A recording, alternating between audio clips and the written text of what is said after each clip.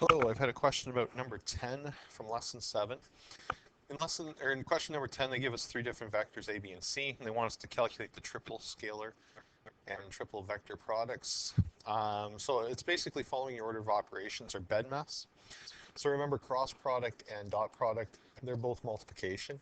So in terms of multiplication, you do it in the order that they appear. So I'll do question A, for example. So in order to do A cross B dot C, we would have to do the A cross B first.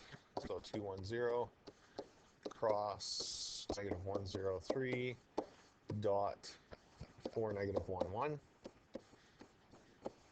So off to the side here, 2, 1, 0, 2, 1, 0.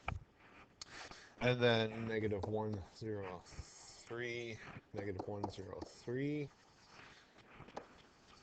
Doing my cross product, I would have 3 take away 0 is 3.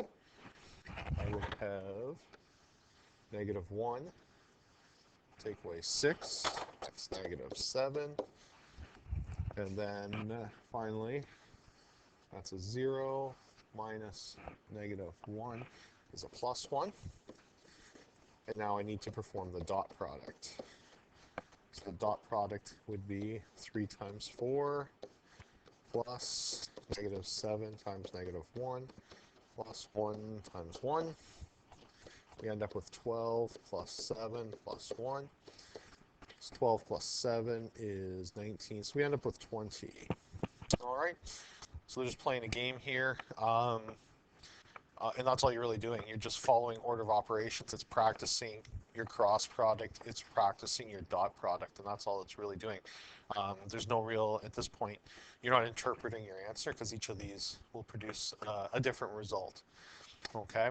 So for example, questions A, B, and C, you're going to find out in a later lesson. This is your process to find if they represent a basis for space.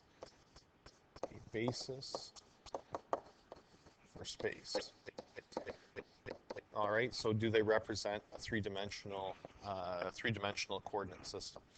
So you'd have to go through and perform that operation to figure that out. So that's in a later lesson. So they're setting you up to do those calculations. As far as D, E, and F are concerned, those are just they're finding a new vector perpendicular, coplanar to vectors A and B. So that's not really overly practical for us, but it's just practicing the process. And that's all you're really doing is following your order of operations, practicing your cross product, practicing your dot product. If you have any other questions for clarification, let me know, but that's all that you're really doing for this particular question.